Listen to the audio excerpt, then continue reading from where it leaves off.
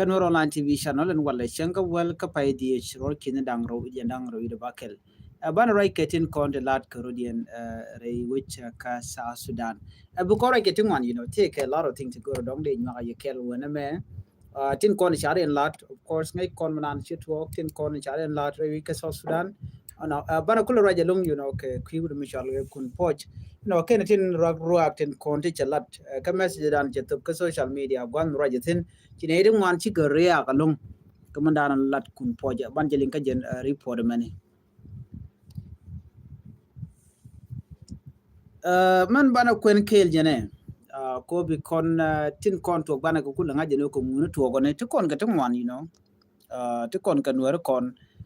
ti sha chiang nuore sha je palwich bakula right kamanana chalat jenu chala me kun poj take a statement mi chalat like jom choro jom je galum de kon cholo jom je biya kamal jo je ga mo chala de wonene yene tin kon tin chunkel ke Dr. Riek Machar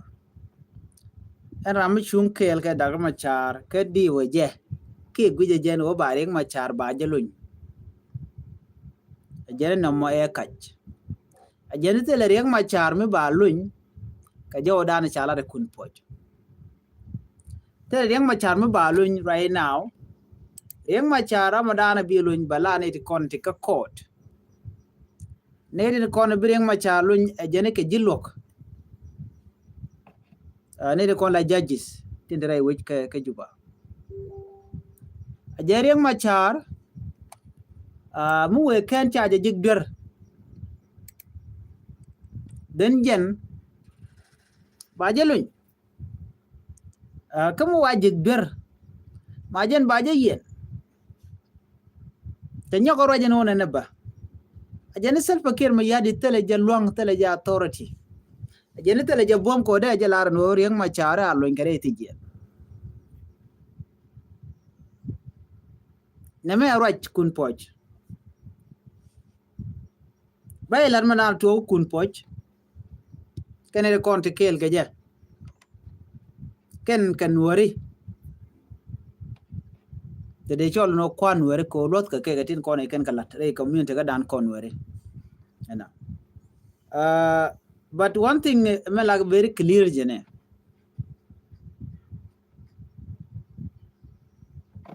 kun poj ram kel ken tin kontin dakanetin kontin lan wori ne de konti la jikan ram deka kun poj a part of it lol gat ko the part of that kenetin kontin dakarol nuare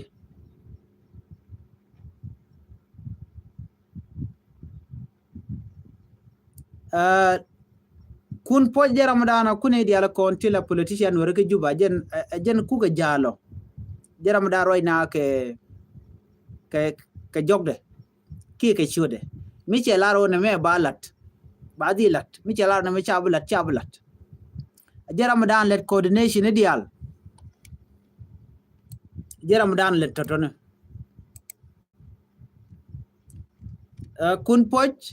chang na men lot ke je ko je ram mi chi nuare la de ka che ka bonga nuare kun poj a part of the problem man chu nuare community when they can diala kona tigatin ramkel mi chuchit nagala naga nuari kana jawra mutup tel mi kana malat I remember jaw chala de garut gad kodani take a report mi chalat ka juba no nuari yana ngum ter yana mo ke kume wal kan ka kaneden kone de kel ke kume kirmi yadit ka tiken nuari de da wich e nguter yana mo ke kume ko jen charana te gre kontin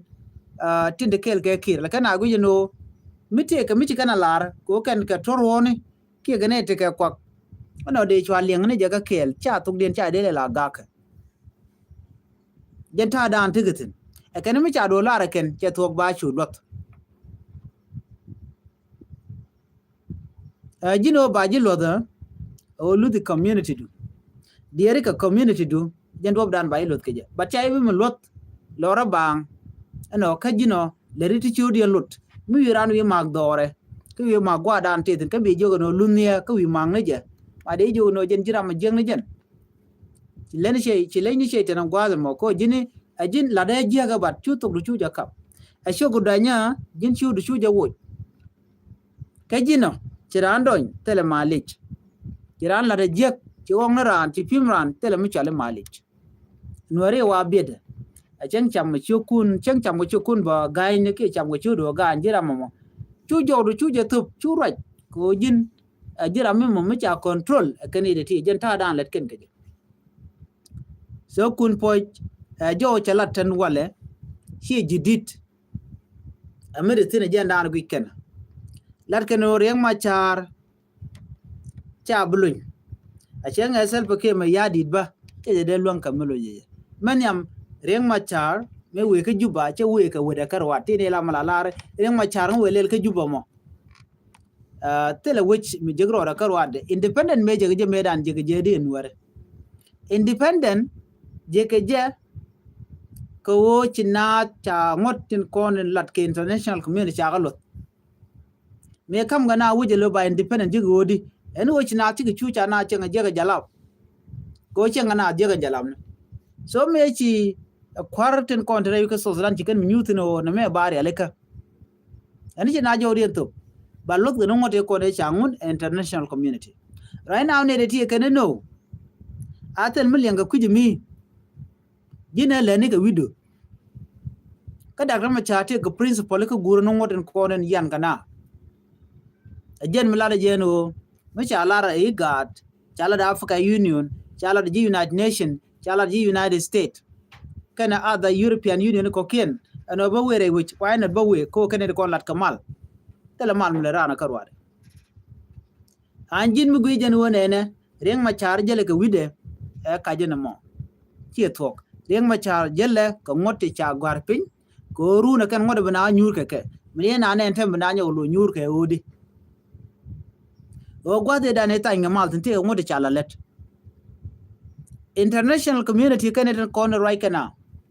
bite mi jemu chilat kan be bani ala bal jijo na me che yar chikan be panyere ru kidun bu jogo no ru jena but la jogo ni yana chwa ne kun chwa ka ham ke chwa civilian chwa ka ham ke chwa ka nak che kon dia la nen che ker che kon che jangok chi humanitarian bo me gan gu no cha kon cha ngok ne ko la civilian chi ngolen chikan funding ga no ker ke jogo no mo te chi rek ma char chi released then ba more funding ba ka ngok tele humanitarian assistance me batu duno ne ko no ku benefit kata dar shuina ga je chit ke China chit ke Russia ko ku ga benefit ku ga kirmi yadi ku kan support ku mu Uganda ku ga kirmi yadi ku kan support ko di jikken liet jikken dam ne ka so Sudan ko ken la di ni ken jorka bi ka we wa nur wa kan ko main point ga ke odi wa nur ba kan nak nur bi ka bet so jen ta dan tigete en malat ke me wuri chale kun po ja la ra jen o reng ma char no ba di look yam wa we kana cha dure cha je gi yo ba lu ko mo te dure ba je yen kala je no chi kim ya di tel je power man yam kim ya di te ka power me yan ke reng ma char je la ra jen to bodoro a kore to na sa chi reng ma cha to bum en wer wa ya me gak ton ke di ne SSPDF ko changa ke je ga di ne SSPDF du no nyir di na konte dit ke dak ma char nyir rana te ke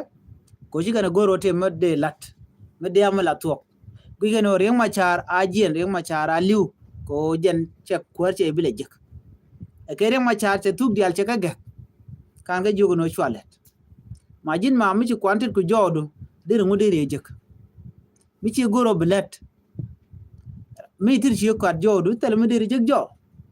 anyo community mi ci interaka ke ci roi ke ne ti kala kondo mo kala yo vote run ja ko kwar cha jalat dino dwal ku ma kir mi yadi kan wer ken mo ko te ke speech jalat kame wude shal kame e kun pojane kun poj dwal ken ke they are fearing ko de gere ma cha de ken face ke election le ken agu jino reng ma char mu we gwa ku kware che pa that is correct ko gane de kontin right jek ku reng ma char kane de kontin la politician te gorgo position and blaming den kele ular ken riang machar chene pin odine kwadine jik yendial de yen chwakwar all of you den chwakwar yendial chikane to la te bang ba kam kwer bia ko lwang naka la le na kel la no chana let kel ko bana we dan bana ria laka chula no e duor mi cha we kene cha kam ngungu ni yendial period cha kam joro mo cha kam ngungu la ale ni yen kel ko dob dan de let ke je kel men leb ko gwada me leb ko ne kuin kware ko de kuin kware de jeleb de ram kwer no lo de de je kwaj runder dob chu leb de nuera mo ko nuera mo kwa ne kun po de kwa ne ko no kwa ne kwara ko kire miadi de kwa ne ko no ajen mu kwara goro de en transitional akwa capture kuin kware alat keje but kuin kware che be le loro bang kere mo char ken kon bara chala the international community already ano kira lo dakto ma char kira la wira dia bum ko ken ne ti chale kun po ne ken kon ku ke influence ku kana lat ka kira lakin influence to bno riang machar a chaleli a chalu ma we already know ko ra lat ken ne gwada me tele cha go ni ke shi me la ne je ka pin but the tijo ti ken kala already so ti dia lat kon gati we are responding katin ko lat ken ka ko ti evident ten lat ken ka and then baga dil jon mele jena me ji chi mo gwa ke yen wore ne an wor na mu chala ka kuin wore enten mu chala okay so ko kujimo ne me da la report me de yen dial ti ngitin kamandan en cho da lat re wi juba ka do bra ci kun poche rai ke je shit commission wa ne me da la report kel ano reng machar badir barar ka do bra dong de yen dial ngai ke je reng machar barar either this week or next week ke gwa sharia la kamo badir barar ke je ko on tema pressure che dire lonka international community yoga kir no ti ke Charles ndang ro ke dio lu reng machar ke ken pin wi kwa anyok mi wi logo no ti bigalat ba ka sanction ken ko la kwar ka sa Sudan a chan kan ka sanction bo ngai kon man lat ke kuma spele ayo ngai kon man to ko wudier ngai kan man to ka fanga ngai kon man to ka kobo yimuto to kon tema ka kobo akobo chinere kon tila ji wuchi ka loy wujnyok ordinary citizen ti loy wuch ko cha lok cha jangun ji wen